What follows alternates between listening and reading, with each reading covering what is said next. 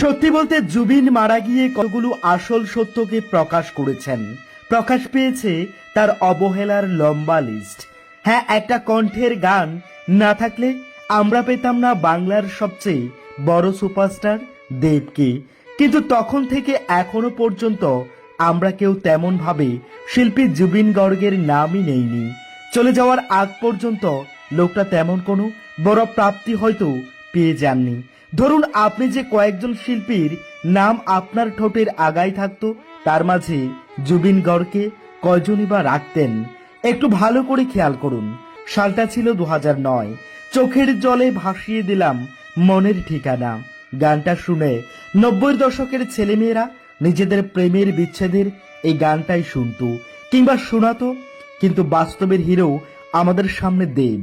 তারপর থেকে একে একে দেবকে হিট বানানোর জন্য মন মানে না, আয়না মন ভাঙা আয়না, প্রেম কি বুঝিনি, শেষ গান আজকের এই খুশির দিনে, রোমিও, বিন্দাস, পাগলু কিংবা খোকা বাবু, এমন কোনো সিনেমা নেই যেখানে একটা কণ্ঠের গান নেই। তিনি জুবিন গার্গ।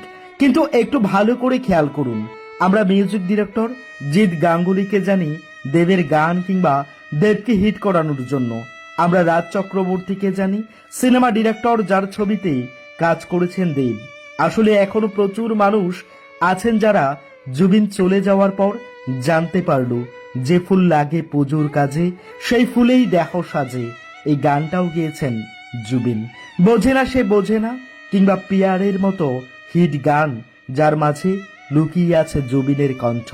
সত্যি করে বলবেন তো, এই শিল্পী কি সত্যি নিজের হিট গানগুলো নিয়ে অতটা মাতামাতি করেছেন? অথচ দেখুন না, আমরা অরিজিৎ সিং, শ্রেয়া ঘোষালকে নিয়ে যতটা মাতামাতি করি, কিন্তু জুবিন সত্যি এইসবের মাঝে ধোয়া ছোঁয়ার বাইরে ছিল। সত্যি বলতে আসল প্রতিভার কদর মানুষ করতেই চায় না। আজ যদি জুবিন চলে না যেতেন, হয়তো এমন বহু তথ্য আবেগীয় বাঙালির আলোচনায় থাকতো না।